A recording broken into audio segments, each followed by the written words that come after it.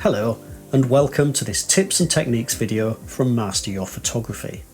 In this series we've carefully crafted a collection of short videos designed to provide you with key points on specific topics without any of the unnecessary waffle. Our goal is to give you practical information that you can immediately apply to your own photography. We understand that your time is precious, so we've condensed each video to deliver concise, actionable information. With our tips and techniques series, you'll gain the knowledge and the confidence to improve your photography in no time at all. So, that's probably enough waffle, let's get started. This video is all about long exposure photography.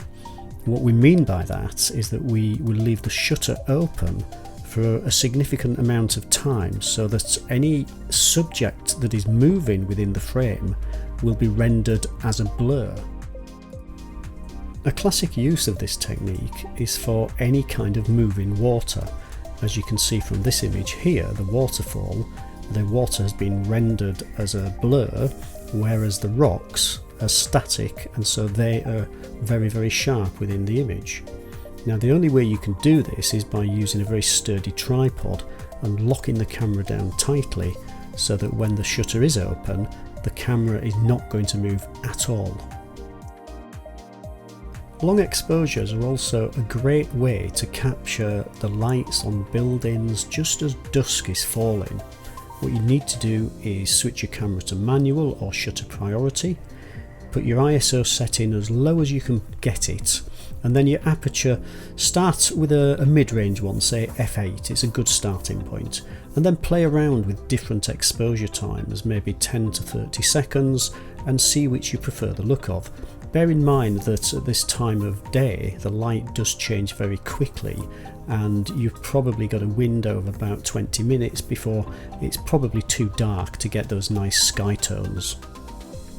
With your camera locked on a tripod and a long exposure, and remember by long exposure what we mean is the shutter is staying open for a significant amount of time, then anything that is static within the frame will actually appear sharp in the final image. It's only the moving parts that will look blurred, but we can use this to convey motion. In this photograph of a car speeding past a speed camera, then a long exposure has been used to give the impression that the car is travelling incredibly quickly. It wasn't actually, but the blur gives the viewer that impression. If we analyse this photo, you can see that it works because it has very bold colours for the key elements. That's the yellow of the speed camera and the red of the sports car. The blur indicates the speed. A wide angle lens has been used, which also exaggerates the perspective. And the car has been cropped at the front, so it looks as if it's going so fast that it's actually escaping out of the frame, and then the leading lines create depth to the image. So by choosing compositions that have a mixture of static and moving objects, you can create some really interesting effects, like the blurred people on Westminster Bridge here with this photo.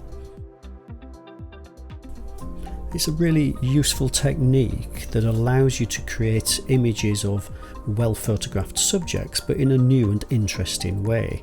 This image with the London Eye showing the motion of the rotation, and the Thames which has been reduced to this flat smooth surface by using such a long exposure.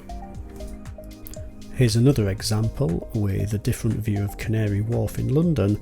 Again, the Thames has become this really smooth surface due to the use of a 30-second exposure, I think it was on this image. Now another thing to consider is that if you're shooting this kind of image in bright conditions, in daylight, then you may need to use what's called a neutral density filter over your lens in order to be able to use long exposures. They're sometimes referred to as ND filters, and what they allow you to do, they've cut down the amount of light entering the lens by a massive amount, so that you can stop your lens right down, turn your ISO right down, and still be able to use 30-second exposures in daylight.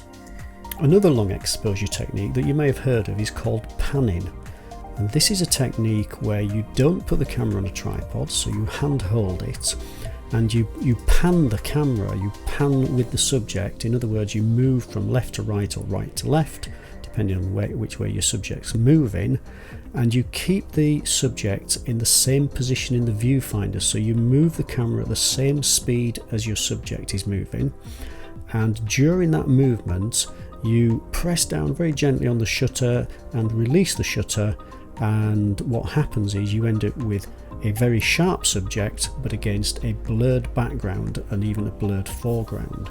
So it's another technique to show movement and motion and speed by using a long exposure.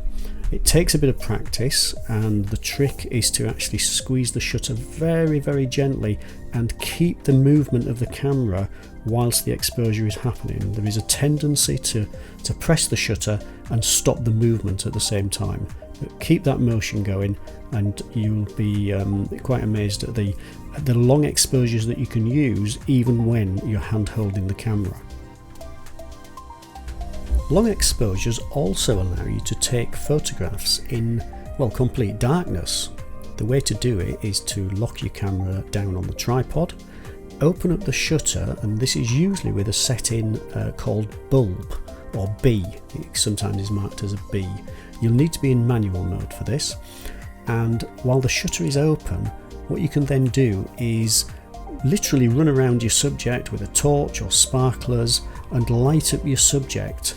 And as you do that, then the image will be recorded by your camera and you can get some really, really fascinating results. Another classic use of long exposures is to photograph fireworks or firework displays.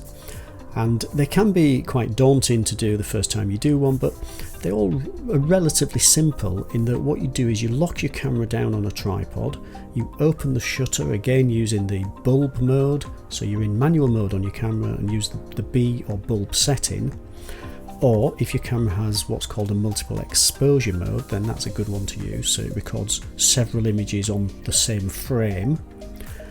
Start with an aperture of maybe f8 or f11. ISO 100 is also a good starting point for your sensitivity, but you do need to be prepared to experiment, and you've also got to watch the skies and wait for the bursts and try and point your camera in the right direction, because until they happen you never can be quite sure.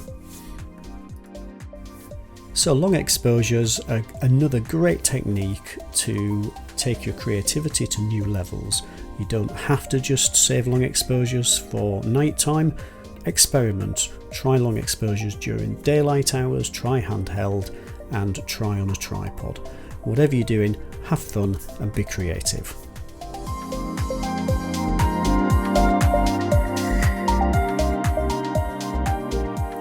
Thank you for tuning in to Master Your Photography's Tips and Techniques series. We hope you found this video useful and practical. Remember, each photo you take is a stepping stone towards becoming a better photographer. So, get out there and capture the world in your own unique way. Until next time, happy shooting.